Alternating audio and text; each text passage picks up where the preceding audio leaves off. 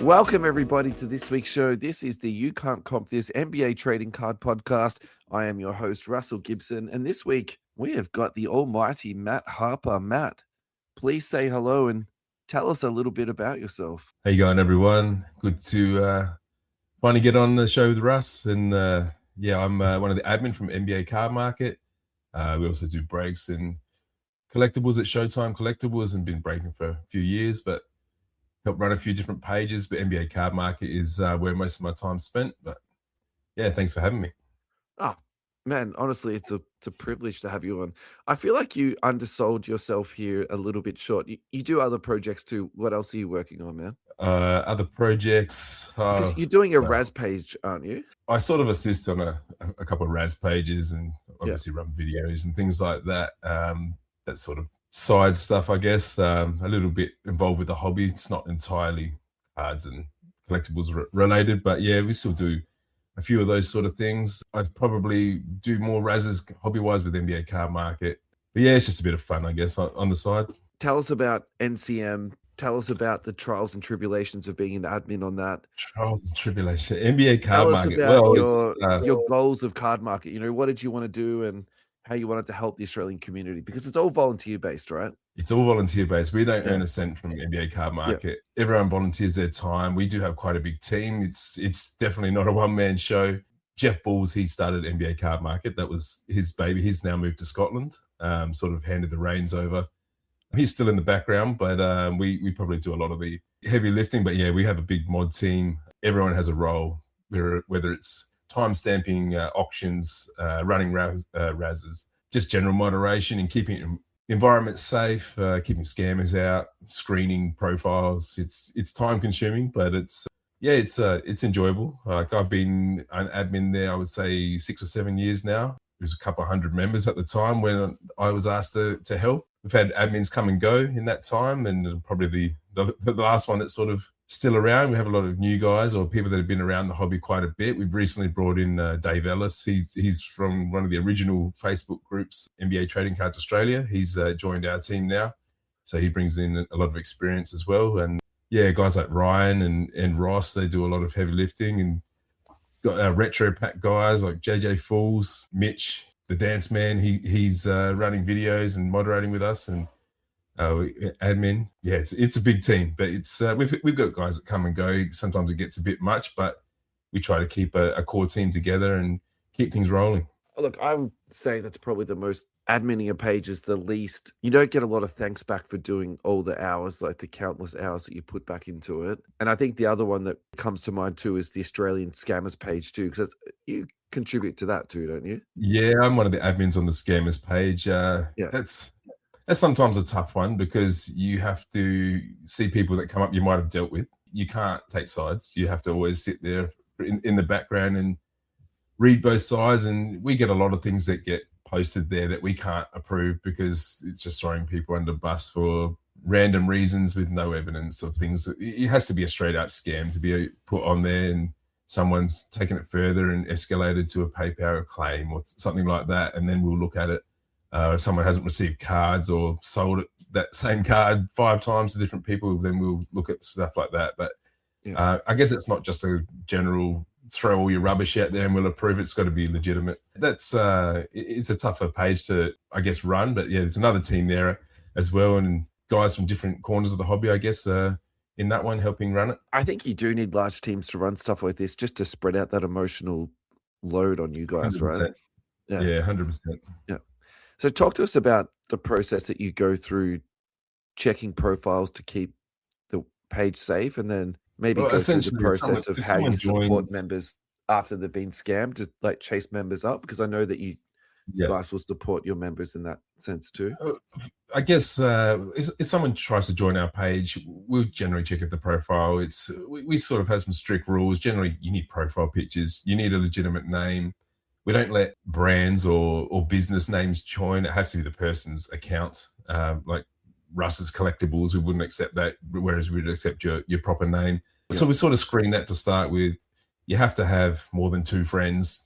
You have to be not an account that's just joined or not based in Nigeria, I suppose, where we get a lot of issues. And that's the first things that you go across.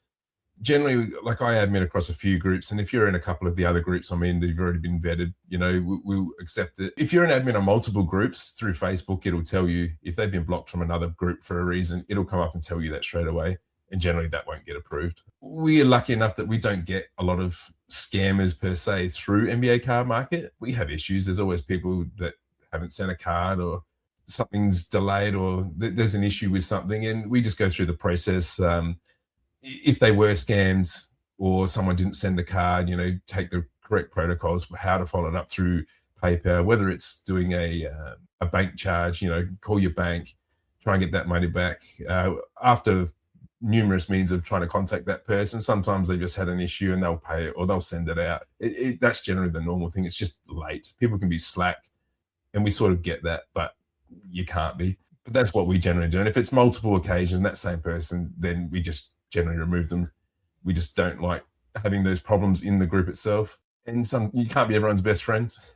People don't like that you sort of remove them, but you have to do it for your community. So I think just going back to what you're talking about, when you're adminning multiple different pages, you do get to see if they've been banned from other pages that you're also modding. Correct. So I'm not too sure if you remember this guy, Raymond, who he was buying up Facebook pages for a while, and then he was putting it part of his Veriswap brand.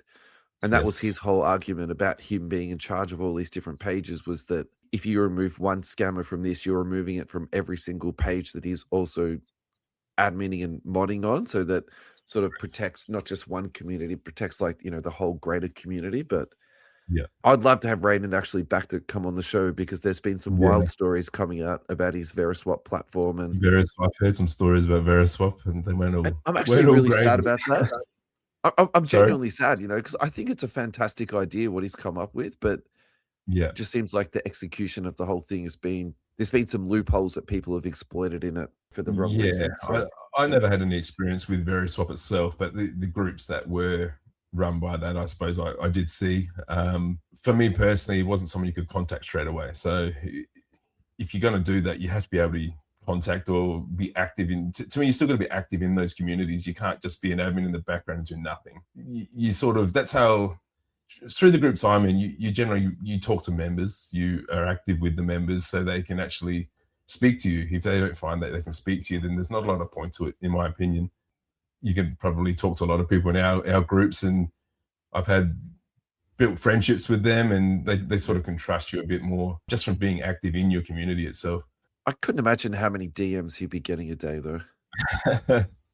Yeah, sometimes you feel bad because sometimes you do miss one or two, and then you're scrubbing. Oh, sorry, mate. I generally didn't ignore you. It's I just missed your message. But yeah, you do get quite a few. But the good thing is that we have a lot of roles that are allocated to our team. So I think in one of our rules, it will say if you've got an issue with this, contact this person. So it does get spread out quite evenly. And then there is different people from different other groups. They'll know someone else better from there, so they'll contact them. So it does get evened out quite a bit. But yeah, we do get quite a bit of DMs and questions or how-tos and things like that. The other thing you're talking about too is PayPal.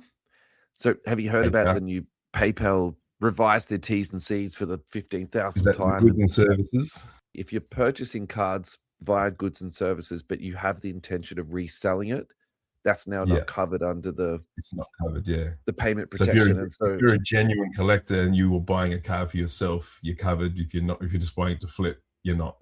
That's essentially what I'm That's basically it. Yeah. And they use your PayPal transaction history to determine that, not so much on a card by card or case by case basis, which I think that kind of sucks, because there is definitely cards that I'll buy to flip, and there's definitely cards that I'm buying to put into my PC and may never come out of the vault, so exactly. Or you might buy a lot. You might buy a bunch of 5 cards, want 3, you want to sell 2, and you're not covered. That can hurt.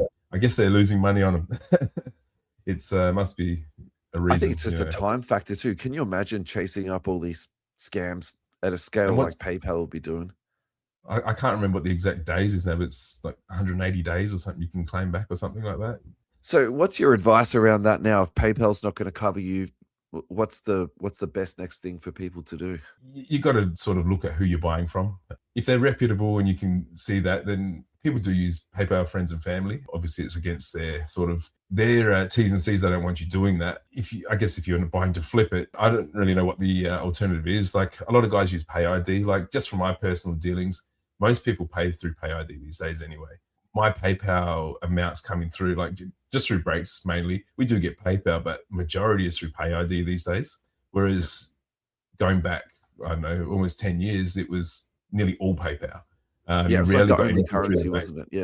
Yeah, it was. Yeah, there was hardly any bank transfers. So for me, it's majority. So for the odd one that's here or there, I guess you just have to really do your homework on who you're buying from, I would say. I think that's where a lot of the issues are now. People see something that's too good to be true, or I'll grab that, and didn't do their homework on who they're buying from, and that's where it can go sour. You're right. I think you have to know the person, and eBay is what will give me protection now. I don't think you can count on PayPal anymore. And I think that's a massive change for my mindset, because I always paid that extra 3.5% to get that cover. I just felt like that would just give me peace of mind, and I wouldn't have to stress about the transaction or anything that happened from that point. So yeah, true.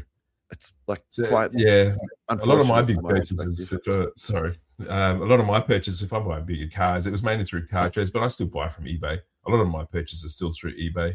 We get a lot of trading through NBA card market, so that you're not covered by that anyway. There's no PayPal amounts or anything going through. So yeah, it's a tough one. What do? You can only use what we have. Like we don't have these extra Cash App and things like that. So it's you just got to be wary. We've spoken about all the scams that come along with NCM. Why don't you talk to us about what keeps you coming back? Why do you keep doing this?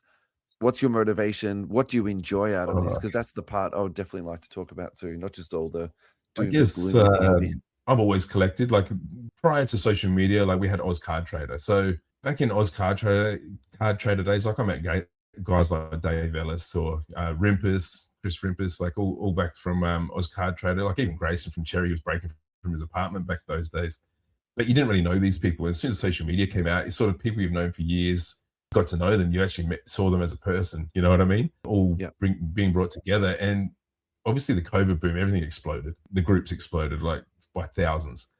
And I guess it's just to come back. You've always got people that are new coming in, which always surprises me, is like how many more people are out there in our country that are still coming to join the hobby. Like we get hundreds of requests for our group a week, and it just happens all the time. So it's always someone new coming in, and that's exciting to me. It's like you get people that are brand new, don't know anything about cards, and you get to sort of help them again on where to go from. Like that's what keeps me coming back. Like new products sometimes, but you never know when there's a gem card will pop up or something like that on your page. Like, oh wow, that's what gets me, is the cards. Like it's always going to be the cards first. I'm a collector at heart. That's always the number one. Why don't you tell us a little bit about your own collection now? What's in your PC? My collection.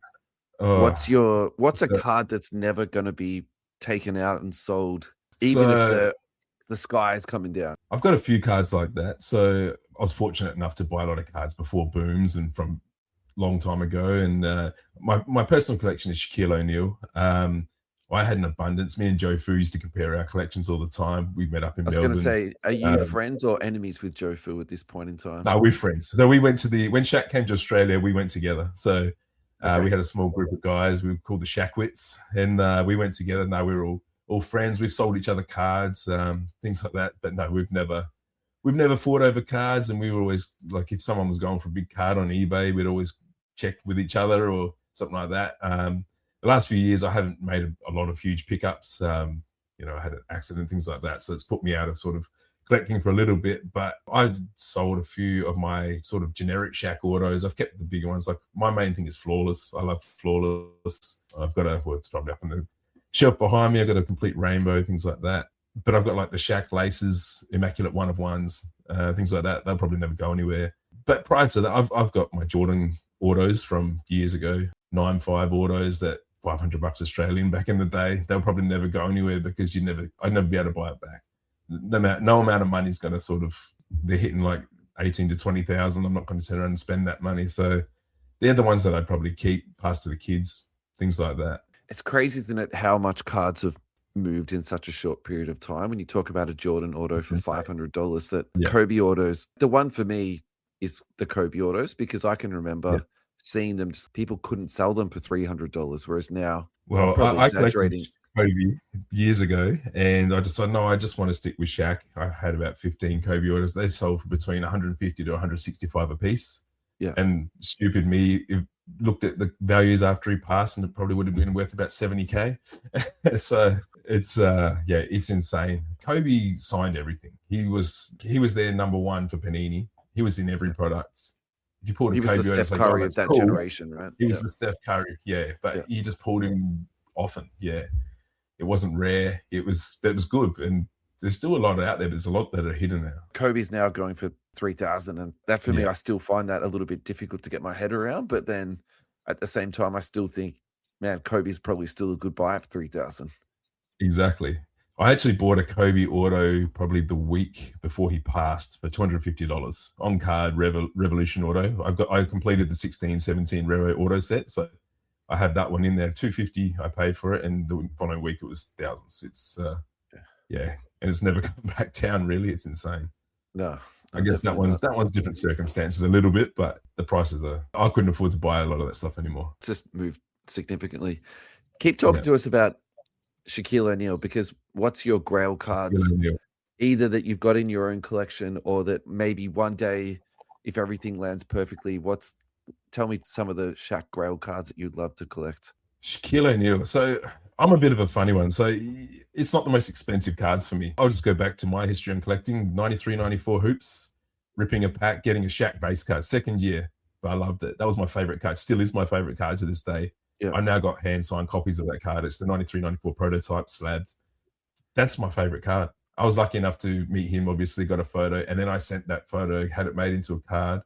I've sent that off to him, signed it, and got it back. That's another card in my collection. It's me and him in a card, and it's hand-signed. 93, 94 hoops, that's the one there. Series 2. Do you know that was also the set that got me into collecting, man? Yeah, first pack I ever ripped at NBA was a pack of that, single pack. And that's what did it for me, and I was triggered from it ever since. I bought a full box of this maybe about 2 or 3 years ago just to sit down and rip open a whole box. I sold a box of it last week, actually, because I've ripped so much of it. But me and my son were ripping packs of it the other day, and he pulled the Jordan Supreme Court or whatever it was, Supreme Leaders, something like that, and he was just over the moon. So he's 4, so he's getting that same joy that I had. But these packs, the retro packs, just do it for me. It's the nostalgia, obviously, but just putting a Jordan base, let's try and hit a Jordan. That's the feeling that you want to get. There's other ones in my collection. Like I went for Flawless. Like I had a lot of stuff. The Noir. I always liked the IMAX Noir Flawless. But even then, some of the prices are starting to creep up and down. A bit more affordable now. There's more Flawless I'd like, but his signatures alter, and there's been a bit of talk about them, about full signatures and half signatures, and I just don't like a lot of the new stuff that comes out, and there's Leaf obviously as well, unlicensed. There's a lot of that. It'd have to be really something that popped and was a bit more rare for me to pick up these days. But his 90s stuff is booming. I think all 90s stuff is booming again at the moment, but especially Jordans. But that's the card that we pulled. It's not super expensive or anything, but that was just, he wants to hit Jordan, and that's what we pulled, and he's got it in a one touch in his bedroom. Excellent. At least he's learning how to protect his cards, right? Exactly, yeah. Talk to us about Shaq insert. Some of those inserts are super, super rare. Yeah, some of them can be super rare. Obviously, he was sort of right in that junk wax era where his rookies, raw, are not super expensive. But some of the Dunk and Go Nuts, like just an example, I had a Dunk and Go Nuts 9.5 and building a new house. So I sold off a few cards. One I sold, I reckon it was about $1,200. Within 3 months, it went to $4,000. It's just skyrocketed. In hindsight, would you keep it? You just never know what's going to happen. But some of his, you don't know, man. Some of his, some of his inserts are just crazy. Like speaking of Joe Fu, like he picked up it was a gold insert. I can't think exactly what it was, but just the prices they're crazy. The Dunk and Go Nuts, beautiful looking cards, feel like donuts. But they had that tendency to turn yellow from the pigment in the acetate, but beautiful sets. But there's you've got like the Noise Boys, things like that. They just seem to go up and up, graded especially. I'm probably a little bit different to most guys. I don't grade cards. It's not my thing. I'll buy a graded card, the enjoyment for that personally, for myself. But Noise Boys, that's a great one as well. Or you got Soul of the Game. That's one's probably not worth as much, but just beautiful looking cards from the 90s. Yeah, a lot of these are absolutely just going crazy at the moment, and it actually puts me off a little bit, sort of just jumping in, particularly when everything's skyrocketing at the moment. I was actually having a conversation with someone about that the other day, and the reason why some of these cards might be going up is because the new top stuff isn't for everybody. Not everyone likes it. So they're reverting back. It's not insert heavy either. That's the other thing too. It's not. Yeah, you've got products like in the NBA, you've got like Cactus Jack, Cosmic. They not guaranteed autographs, things like that. So you're sort of banking on the inserts or the variations or the numbered cards and those ones. And there are collectors who like that stuff, but it's not always everyone's cup of tea. So some guys like the Noir or like Panini, obviously, but just heavy autos, you know, or where you're guaranteed all that sort of thing. And there's guys that just like these inserts, but I think it's probably lesser to the extent of the auto chases and things like that. Like if I'm going in a break, I want autos. That's my cup of tea. Prism golds and stuff. I wasn't a huge Prism collector, but yeah, I think there's definitely a big change at the moment in collecting. Topps I don't think they're quite ready for the changeover because I don't think they've printed out enough product to keep up with demand. I think that's one part of it. And also the number of releases that's come out, 30% of what Panini was doing? Maybe it's 20%. Because if you think about how Panini was doing Tmall, international, hobby, and retail. Yeah. See when I started breaking, you didn't really get a lot of Tmall. That sort of came in a bit later, I would say. In the end, there was Tmall Blasters. It was at hobby internationals, and there was a lot of product. So guys might have got used to seeing a lot more. You think back to the earlier days of Panini, obviously, I think they had more product than Topps did now. I think it got a little bit out of hand, so it's probably just been pulled back fractionally, but not quite enough. Definitely got out of hand, but I think part of that, what it did was it gave people opportunity to get into product and for lesser prices, and I think... Correct. We were talking a little bit about this off air. I think the prices of what we're getting for Topps at the moment, I hope they start to print a little bit more because it just seems no one can get their hands on product anymore. Breakers can't get it. Hobby shops can't get it. Yeah. Collectors are struggling to get their hands onto it. So for me, that just screams, like, give us more. In the NBA world, just going from my personal breaking and being supplied, NBA is very hard to get. Even from supplier, a lot of the time they say, look, we just don't have enough to go around. And you've got your pecking orders, obviously, but the thing is, when you say that, there's baseball, there's other sports that aren't as big, obviously, in Australia. I know you're a bit of a baseball guy, but we can get that readily available, and there's lots of it, which is also good products. But yeah, the NBA is definitely short supply here. Thank you to US Sports Cards Australia for your ongoing love and support of our podcast. We cannot thank you enough. Go to ussportscardsaustralia.com.au. There you'll find sealed product, breaks, card protection, and of course, Ross's water pistols. Also, go onto the website, click on the three little noodles, click on singles category, and there you'll find NHL, MLB, NBA, NFL, WNBA, soccer, TCG, heaps and heaps of different singles on there. Ross is building his consignment service. You can submit your cards on there. All You Can't Cop This listeners will receive a discounted submission. Just write You Can't Cop This onto your submission form. Let's check out what's for sale on the website at the moment. I've clicked on NBA and singles, and I found a Wemby rookie card for sub $10 AUD. It is the Mosaic Basketball Victor Wembanyama card for $9.60. Keep up the great work, Ross, and thank you to US Sports Cards for your ongoing love and support. We were talking about inserts before, and this is actually one that's coming out in update. Have you seen these? Slim Reaper? Yeah, so this is the Alter Ego. I've seen those and the Minions. Is it the Minions inserts?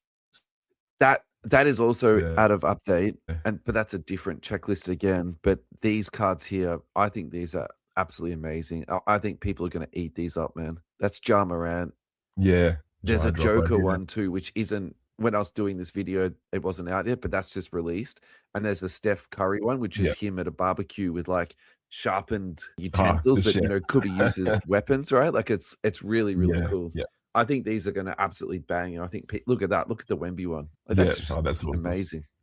In the Superfractor. Yeah. Yeah, that's awesome. I guess it's going to have the appeal a bit like what's the other mangas that are out? A lot of guys chase them, or they're sort of like a bit like a Kaboom. Just if they're a case hit, they can take off. But the manga was Panini, wasn't it? Yes. That was Prism Black that they came out of. Yeah. Talk to us about the Australian card market and how it differs from the US. I guess speaking from the NBA card market perspective, I suppose. We have guys ask us all the time, just for sales. I'll just touch on the sales part first. Like some guys ask, do we factor in shipping from the US? And a lot of the guys don't. So obviously we've got our Australian players, and obviously they skyrocket a bit over here, depending on who it is, maybe for a little bit. I think it differs more as a tight-knit community. Like obviously there's a lot of us in it, but compared to America, we're small fish. You hit a big card here, it doesn't stay here. It goes there. It's just people that snap it up. The money's there, obviously. People sending to gold, or they're sending to for sort of habits. I guess we follow trends. We had flash lines here for a while, things like that. That's American stuff that sort of trickled down here. We're probably always a slight step behind, I would say, picking up on things, then we emulate it. But yeah, it's hard to say that. It's definitely different here to there, I think. Even card shows, I think they're starting to sort of match a little bit of the American card shows as well, price-wise, and the way things are.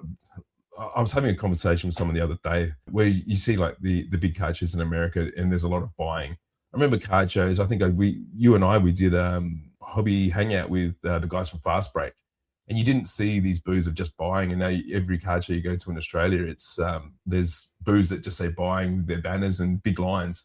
I don't recall seeing that like in 5 years ago. I think it's sort of, we follow the trends, and that's sort of, guys would probably travel over there, and that's how it's done there, and bring that back here. I don't know about yourself, but that's things that I noticed that's definitely changed card show wise. I think we've started to become a bit more American with it. I definitely agree with you that a trend in Australia is that if you want to get the maximum return on your high-end cards, you send it to Fanatics Collect or Golden's Auctions or eBay. I think that's 100% true. I think the trend around hobby shows, the big thing for the Australian community the last couple of years has just been the growth. Oh, 100%. It's amazing to me going to hobby shows now, just how many people are there, to the point that at a couple of shows I've been to, I've actually felt claustrophobic, and I'm not a claustrophobic person, but when I'm surrounded by a group of people, I was going around to obviously the hobby hangouts. And I can't walk, Matt. You know, that was the experience I was having. And that wasn't like that a few years ago. So I think that's the trend that is the really stuck in my head, just how popular it is. Yeah. Show here, which is the last show I did. The SA card show was the last one I did, and I did that with the guys from Fast Break. Hadn't been for a little while, and I think they got 3,700 through the door for the day in Adelaide, which is insane. It was the biggest they'd ever had.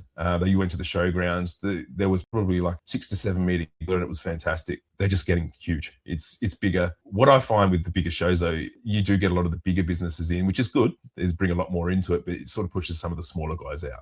Yeah. The guys that just want to set up a table and cards, you don't see a lot of that at the moment. It's definitely changed big time. I was going to the Eastern States a lot, so it'd be good to get back and see the difference, what the shows are like over there. It's been talked about a lot. Hobby Hangout has gotten so big now that it does feel exactly like that. And so I had John O'Michaels come onto the show a couple of weeks ago, and he was talking about that concept directly. And he was basically just saying, we want just regular collectors coming to set up shows and to do that. The opportunity for people is still there, but it'll be different. It'll be like the Collingwood Town Hall show, and there's one in Melbourne that gets done, and there's another show that I can't remember off the top of my head that gets run in Melbourne, but that's where the mums and dads collectors would be going to set up a stall, versus like a Cherry or a Neon that don't usually get down to them. The other big trend for me for Australian collectors is just that Australian people will go for a much higher premium. And so the one that really comes to mind that and happens on NCM, people are buying Lauren Jackson autos in America off eBay for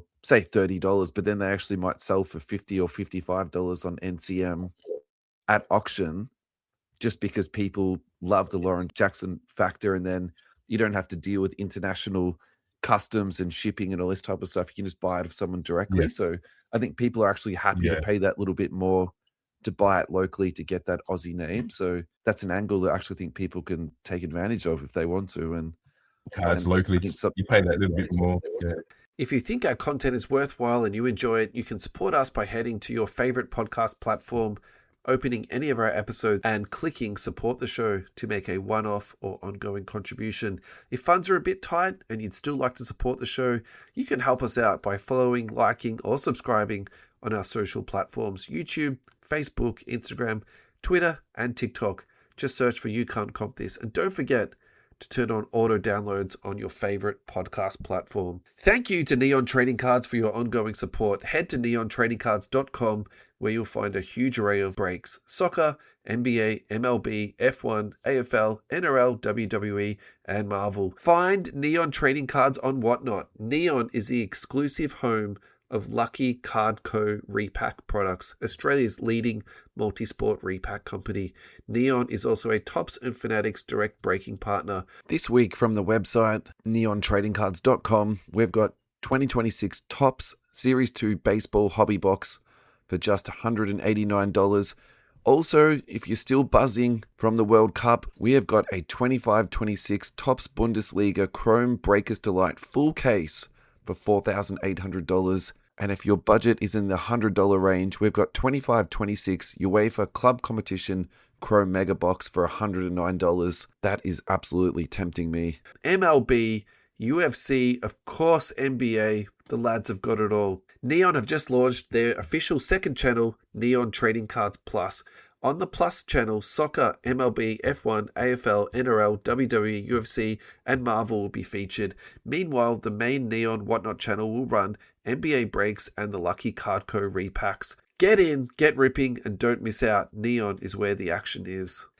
Topps transition was interesting for me personally. People who had their, I guess it was sort of like a comfort zone, just had that ripped out from under them, I suppose. I think people are expecting big things straight off the bat, whereas I don't think it has been. The designs, things like that have caught me a lot. Hasn't been that much sort of opened people's eyes a bit to that like Topps do make some bigger products, but I don't think there's been one yet that sort of grabbed everyone and just go, oh, that's amazing. Everyone's sort of finding their feet, putting their toes in a bit, like with breaks, things like that. I think it'll take off a bit. I think there might be some products that might not get redone in future years, things like that. I guess you saw the same with Panini. There was stuff earlier on that they dropped and moved on from and sort of had their mainstream products that came out every year. You didn't see a lot of new products in the last few years. It was sort of rehashed, but there was ones that just permanently got shelved, Studio and things like that, which end up in like Chronicles, I think, at one point. But I think they're still finding their feet. I think it will look very different in another 2 years' time, what products they'll be bringing out. Like you'll always have your Chrome, you'll always have your Finest, things like that. But I think the designs might vary substantially. What do you think the high-end product is going to look like? Because you're sort of saying that maybe people won't receive it that well, but I think it's been received so well. It's just been eaten up as quickly as it can be. So if you're saying that it won't be received well, what do you think that's going to look like, man? Because I couldn't imagine they've got much stock just laying around, just waiting to get ripped, sitting in a warehouse. Finest looks amazing. Finest, more people say they didn't like it. It's getting ripped because there's breakers around now, so it's being bought up quicker. It's spreading out. There's more people in the hobby. And with not as much supply away, I guess it's just not everyone's cup of tea. I'm sure there's guys out there that do like it. Just going Finest itself, a lot of people said to me, oh, they weren't a fan. The colours, that designs, I personally liked a few of the inserts in that. I think they put like a green LeBron James out of 50 or something, or 25 or something like that. I liked it. It just wasn't everyone's cup of tea. But I guess you do have a lot of guys who only like the higher ends, which they do target in breaks. But I think Chrome Update, which will come out soon, you've got the debut patches, which we've seen in Major League Baseball. They're huge. And from what I'm hearing on that, even from suppliers and stuff, that is just going to sell out like crazy. People chasing these debut patches, like the Cooper Flag. They showed him signing the other day. They reckon it's going to be one of the most sought after cards ever. Some of the things that Topps have done actually very clever. I think the debut patch concept is fantastic. And I think the fact you can get a piece from their first game ever and there'll never be another one. Yeah. And they convinced the NBA to do that and to have the foresight to make that happen. Yeah. I think Topps just such a contrast too from what we just came from with Panini, where nothing was game worn, let alone from a specific match. Yeah, that's right. Like that which attention to they started off with game worn, but I don't know if it was COVID that just blew that apart and then they just never went back to it because it was cheaper and easier. That seemed to be what the vibe I got from it. Because that's my theory, man. Yeah. Even your rookie one, which was what the 88 jerseys, but they cut it up to get the most out of it in their patches. They wore it for a photo shoot. At least it was worn. They went away from that completely and just never went back. Yeah. COVID gave them the chance to test the market. And when they realized people would buy it anyway, they just were like, okay, well, we're not going to waste money on doing this anymore. I think it's as simple as that. Exactly. And the prices of game worn memorabilia went through the roof. Yeah. Yeah. It's so crazy, isn't it? We've never heard from Panini on topics like this. Exactly. after They never mentioned how it. much Yeah. they influenced the hobby and how they drove the hobby to what it is today. I don't think we give Panini enough credit for that, but we've still never had a sit-down interview with Panini you did this, why did you do it? Yeah. Why did you make Tmall? Why did you make Select Retail? Yeah, exactly. Why did you whereas do sticker autographs instead of Topps seems to be a lot more open, but they also seem to be a lot more tighter with the NBA working together. You sort of get that vibe. Whereas it was always Panini against the NBA, just we run your product. Yeah. It was very different. All right, talk to us about the rise of Whatnot, because I think this is a massive thing that's happening in the hobby at the moment. The rise of Whatnot. It definitely is. A lot more and more guys seem to be jumping on there. I'm not personally a fan. I don't use the platform. I have been on the platform. I don't sell on it. I should say that I don't sell on the platform. I do frequent and have a look. I think it's a lot of the FOMO factor. Guys will jump on, quickly bid. They don't want to miss out. You can't think about it. That's sudden death stuff, man. That puts people under pressure. Yeah. And then you hear the stories of people overpaid. I've overpaid for this card, and you realize why. So they don't want to miss out. They quickly bid. What have I done? You can't take it back. From just from guys who break with me. There's some guys who are like, I just love the fact of it breaks straight away. It's not you feeling a breaking that night. It's going to break there and then. Once it's done. And a lot of guys want that. I think that sort of changed when I started breaking, we broke twice a week. There was no guys breaking daily. Maybe Cherry. I don't even think they broke every day. And then it was like, Friday night breaks, everyone tunes in, jumps in a break, you fill it, you break it. Now it's just constant. It's just 24/7. Doesn't matter when you go on, there'll be a break somewhere. Even in Australia, there'll always be something on. And I think that's what guys are sort of leaning to. I think Facebook will always have its place, but Whatnot's just that instant factor that you don't want to miss out. And I think also too, it's just our society, isn't it? Yeah. Everyone wants everything straight away now. Amazon next day delivery. Exactly. Sometimes same day delivery.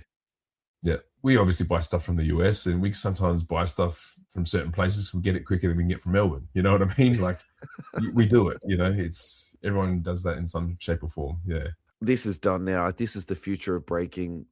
There's no way you can go back from that. Correct. Yeah. Correct. So I think for me now, it's just what's going to happen next, because eBay Live have put their foot into it. I think they're sort of taken off a bit more too. I had a guy come around here yesterday, a mate of mine, bring me some boxes, and he said he's been a seller on eBay for 20 years, never broken anything in his life, but he got a phone call from eBay saying, would you like to join our live, to do live stuff? They're making phone calls. They're actively doing that to people that have just been around. And I'd never heard of that. And that was only yesterday. So yeah, it's very interesting what's going on. But I think that could be bigger than Whatnot eventually. eBay Live, they've a much bigger platform, obviously. Biggest sales platform in the world. So it makes sense that they would have a chance to do it well.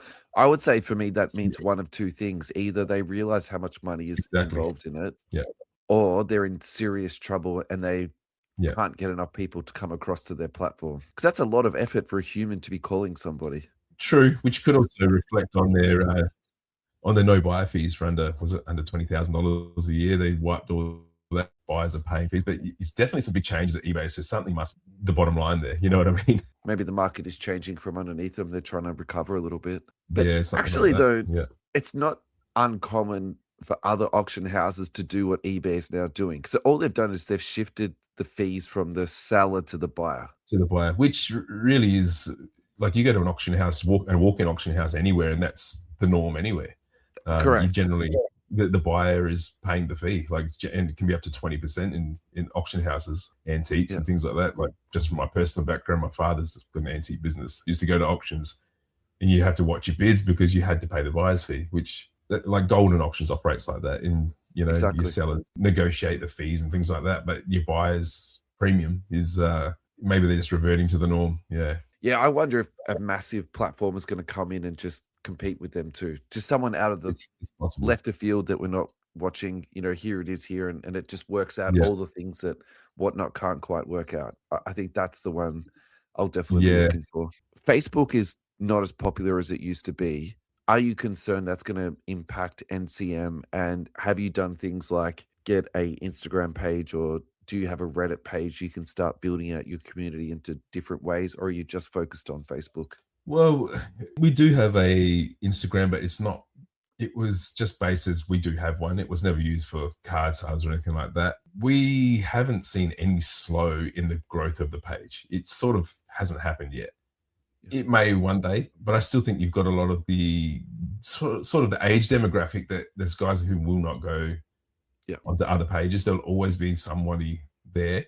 Whether it slows or not is another story. But in the last 12 months, we've probably had a lot of growth. Not sure what it is that's sort of caused that, but I think we're around 18,000 members or something. It just doesn't slow down. We've had more members in probably in the last month join than the last 3 months. It's just, there's something, it's just booming again. So we haven't seen any sort of stagnancy or anything like that with the growth of the group. Sometimes it can vary on what's being posted. There's a lot of, we're trying to monitor and crack down on a bit of that at the moment, on different styles of posts and what's actually going up, so that it doesn't just become a dumping ground or just the same generic posts all the time. That's I guess we want to see some interesting stuff. We want good cards to be put up. We want things to sort of, people move decent things and not just become sort of like a marketplace that's just secondhand goods. You get what I mean? You want it to be Golden's auctions. You don't want it to be eBay. We found that there's a lot of pages in Australia where guys are just cross-posting.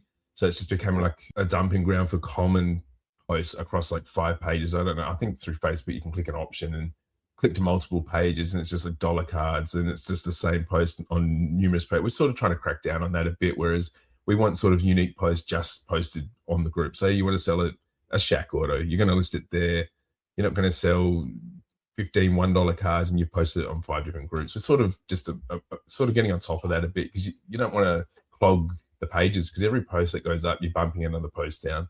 And if you've already posted it 4 other places, it's sort of cracked down on that a bit. And there's a lot of generic posts that come through. It's sort of a touchy subject. I'm sure that you've see it a bit, whereas it's the buyers at 70% and things like that. The generic posts are buying between $50,000 and $10,000 and with no sort of specific collection in mind. And it's a hard one, because yes, they are buying, but it makes it tough for people to selling their cards, because they're getting lost amongst a lot of these posts, and we get a lot of them a day.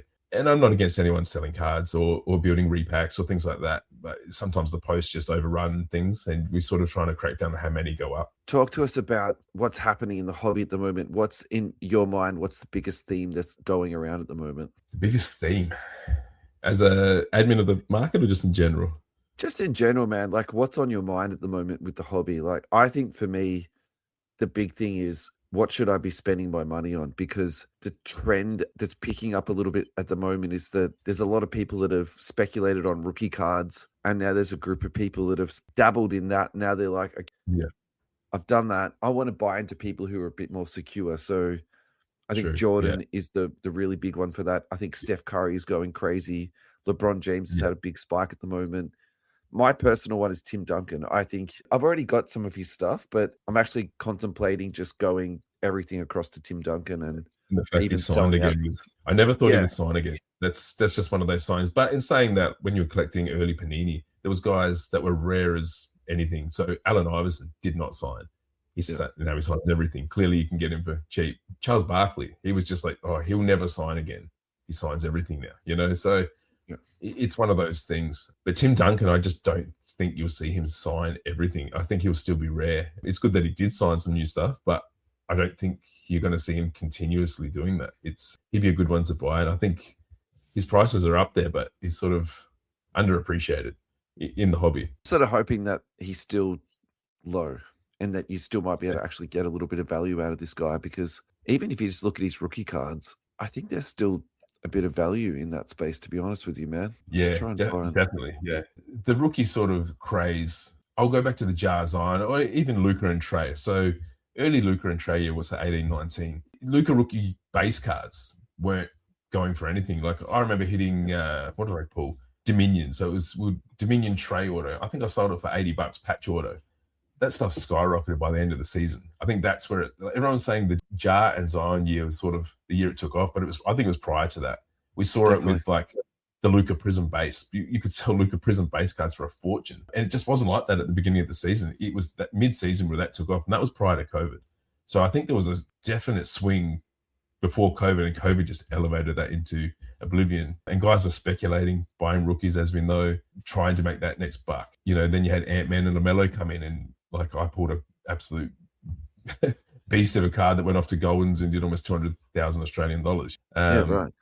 Was that Anthony Edwards or LaMelo? I pulled the Anthony Edwards patch RPA out of NT out of 5 for our members, and that got sent over there to Goldens, and it went crazy. Like, if you sent it now, you obviously wouldn't get that. But I think a lot of guys were just trying to bank on other rookies, hoping for the best. And when that didn't happen, they're sort of, well, I'm not doing that again. You know what I mean? So yeah, you've got your rookies, but I think now it's like you've got your Cooper Flag. Like, even towards the end of the season, before it finished and before Rookie of the Year was announced, you had was it Con Nepal from the Hornets? Yeah, he went crazy. As soon as he didn't win Rookie of the Year, they started going down again.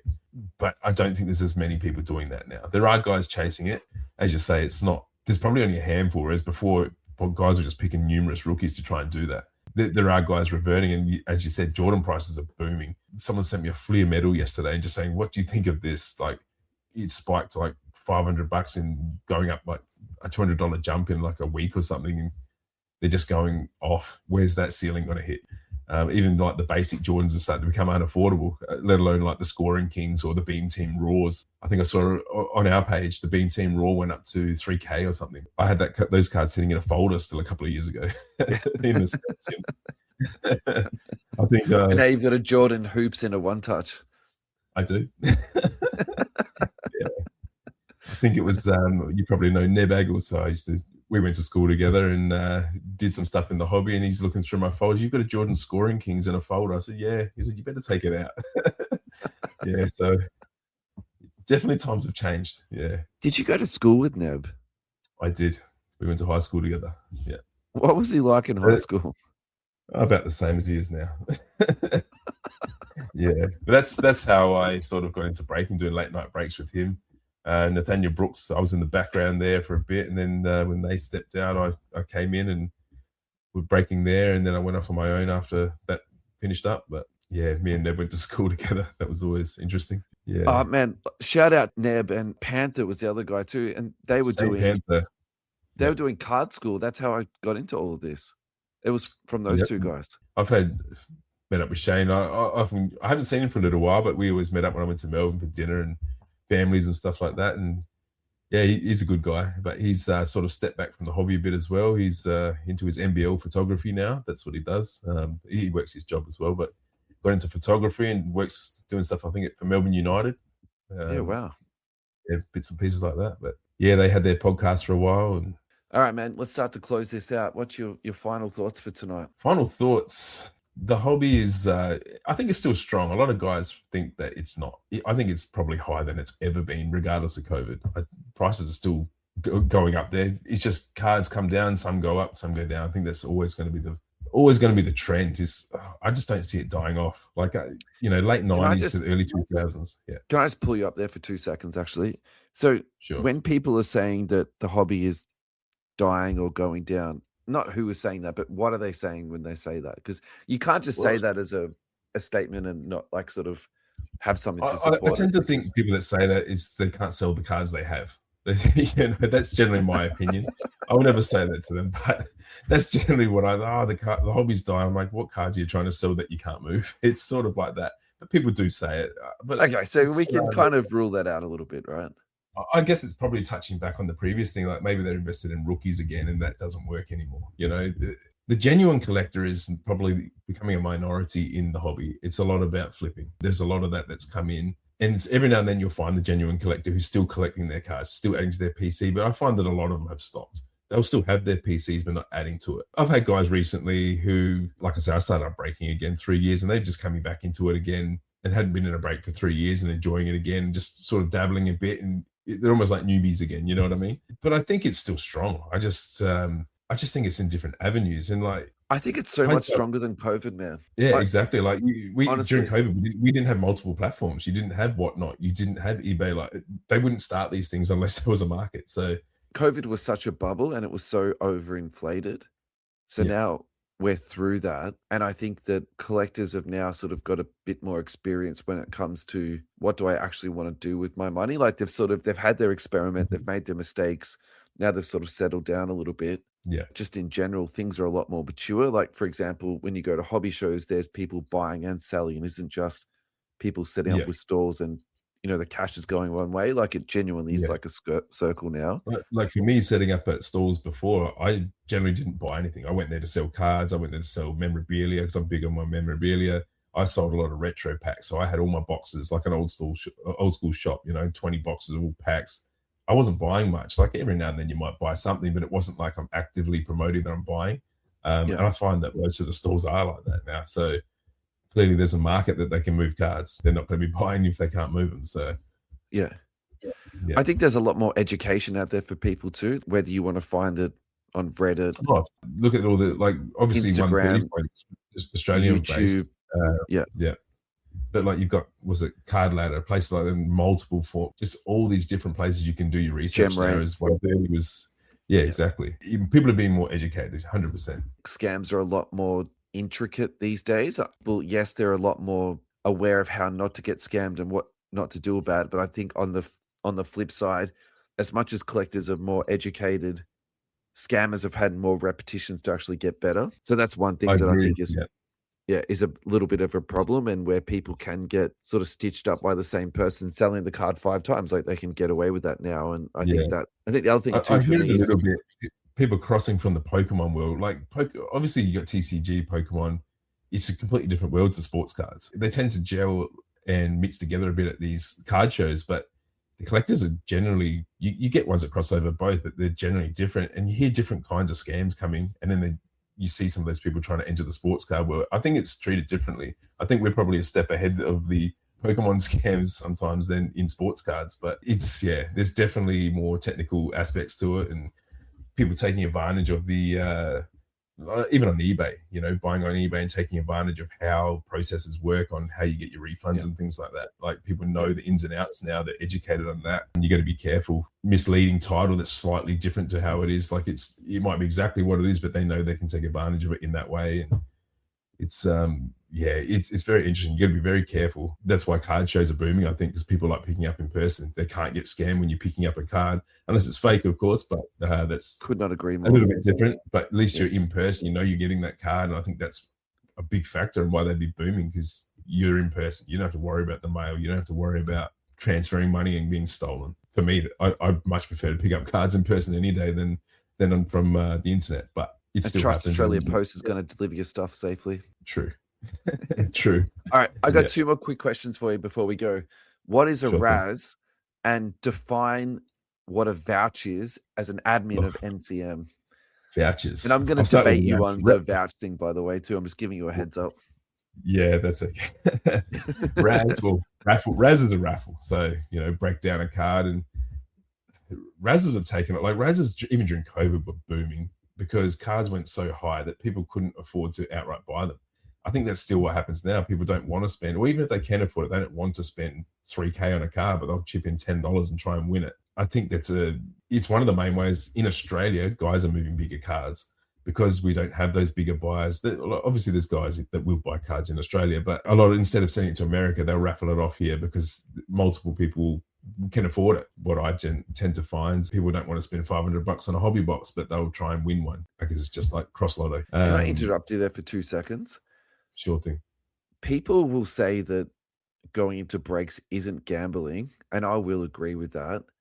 However, there is very strong elements of gambling in the hobby. So I think going into breaks is a bit of a gamble. So is opening packs, by the way. I think RASs is, whether you call it direct gambling or not, I think there's an element of gambling there. And the other thing that is now coming into Australian hobby shows, which I saw a lot of at the last hobby show that I was at, was people flipping for either the entire card or $50 either way that they were negotiating on. So either 500 or 600, and we'll coin flip it for the difference. I haven't seen that in person. I see a lot of it online, the reels, and I think it's happening at hobby shows in Australia. I saw it with my own eye.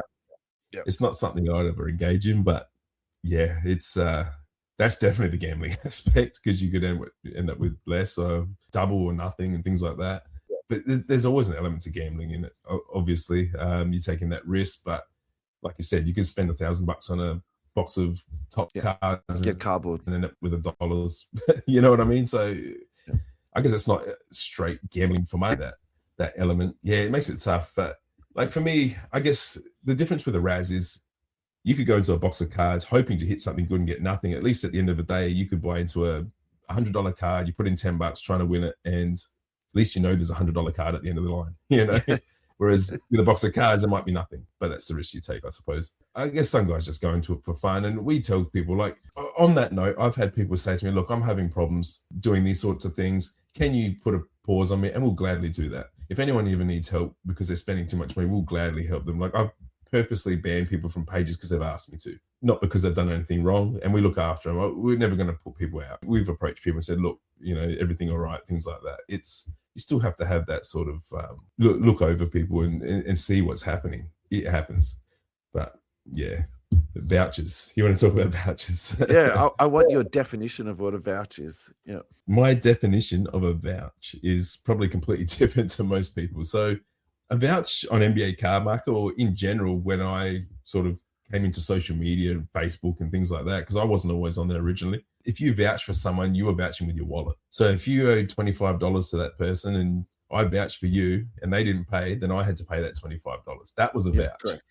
That's my understanding of the definition too, by the way. So actually, we're not going to have much to debate about. That's fine. This is good. We're not going to debate it at all because, I see people vouching these days who have never done a deal with people just because they talk to them online. It's not exactly...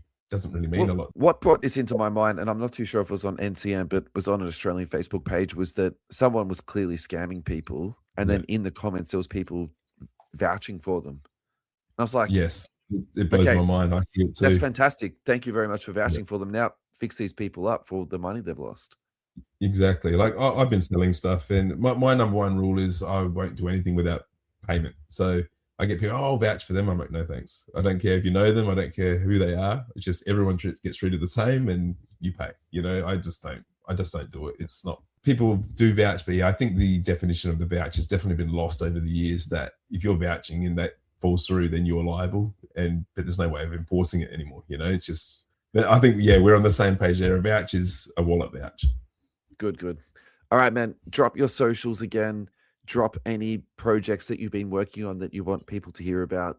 Currently, it's Showtime Collectibles. We're on Instagram, Facebook. We do breaks. We build our own memorabilia lines is mainly what we do at the moment. We break cards, tops. We're doing golf. We're doing baseball. Basketball is majority, but WWE, UFC. Basically, we just enjoy it, and we build a good community where everyone stays safe, and like we meet up with members, things like that. From our past engagements. Traveling to card shows, which we'll be doing again in the future. I met yourself there. I think we sat in and broke next to each other. Did that? I think you did a case of Court Kings. Was it the case of Court Kings? Yeah, looking for blank slates, which did not come out. It didn't. I did. You didn't. Goddamn painful. Yeah, but yeah, it's that's me. Always be around. Everyone ever needs help with anything, we're always here to help. If you're a member in NBA Card Market and you're having trouble with something, you just reach out to us. We're happy to listen. We're happy to help. If your message does get missed, just message again. We'll get to it. It sometimes just gets inundated, but we do what we can, and we try to remove anything that's unsavory from our groups. And I guess touching on that as well is one thing that sort of is an annoying thing to me is we see people that we know are being no good and they're active in other groups. We try in our group to sort of eradicate it so everyone's safe. That's about it. Thank you, Matt, so much for coming on, man. It's been an absolute honor to have you on, and anytime you want to come back, just please come back again. I'd love to do this again. No problem. Might have to drop some more recipes next time.